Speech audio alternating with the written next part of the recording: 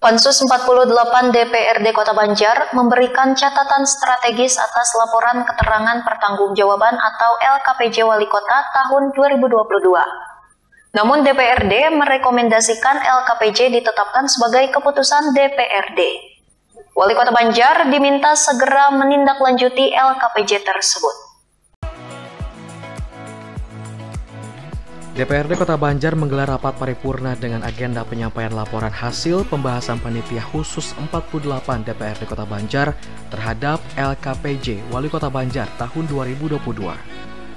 Pansus 48 DPRD Kota Banjar telah melakukan proses pembahasan LKPJ Wali Kota Banjar tahun 2022 sebagai salah satu perwujudan dan implementasi dari fungsi pengawasan DPRD dalam tata pemerintahan daerah.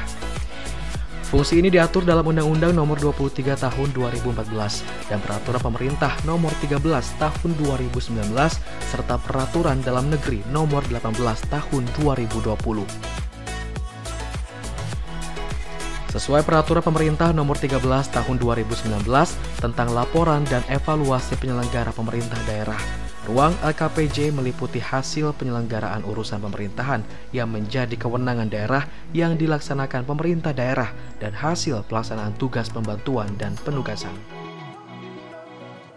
Itu tentu saja menjadi tugas dan tanggung jawab yang telah diberikan dan harapannya tentu saja jerih payah bagi perkembangan kemajuan pemerintah Kota Banjar ke depannya. Ada di antaranya upaya dan jerih payah kami dipandang sebagai suatu hasil yang baik.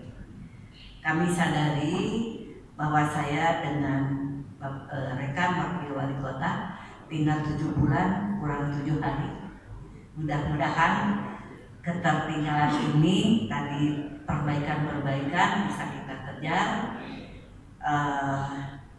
Tentu saja saya minta dukungan yang kuat, sinergitas ini kita tingkatkan.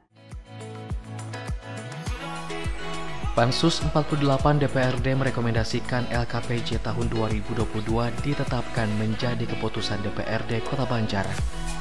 Wali Kota Banjar diminta segera menindaklanjuti rekomendasi tersebut. Tujuan rekomendasi diantaranya penyusunan perencanaan anggaran pada tahun berjalan dan berikutnya, penyusunan anggaran pada tahun berjalan dan berikutnya, serta penyusunan peraturan daerah, peraturan kepala daerah, atau kebijakan strategi kepala daerah.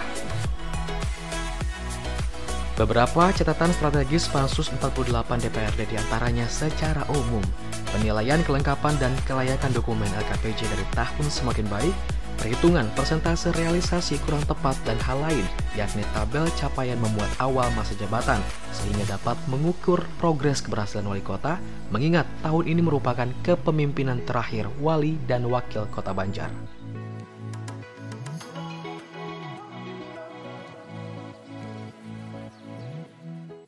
Targetan raihan itu yang memang saya kira kalau dibandingkan dengan kabupaten yang lain ya Banjar begitu bagus lah seperti itu. Hanya mungkin saya kira setiap kabupaten mungkin ada kelebihan dan kekurangannya.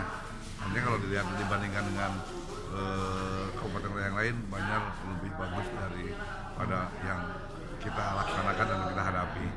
Dan juga ini LKPJ yang semakin hari semakin bagus ya, walaupun ada beberapa hal yang memang ada mungkin catatan-catatan strategis yang harus dilakukan oleh pemerintah Kota Banjar. Catatan apa saja nih Pak? Contoh yang mungkin dari kenaikan IPM ya, seperti itu. Sudah penurunan itu Pak? Kalau penurunan ya ada beberapa hal ya. 40% ya, hanya mungkin karena ya memang tadi ada indikatornya, yaitu dengan adanya COVID itu satu. Dan juga karena gagal lelang itu kan, karena kurang tajaman dalam progres daripada perencanaan di dalam pelelangan seperti itu. Berarti ada catatan Pak? Saya kira banyak ya, yang ditindaklanjuti. Banyak. Hanya mungkin lebih bagus ya dalam pelaksanaannya. Hanya catatan ini untuk kebersamaan semua. Saya kira seperti itu. Maksudnya 17 poin lah dari seluruh masalah pemerintahan. Khususnya ini masalah kenaikan IPM.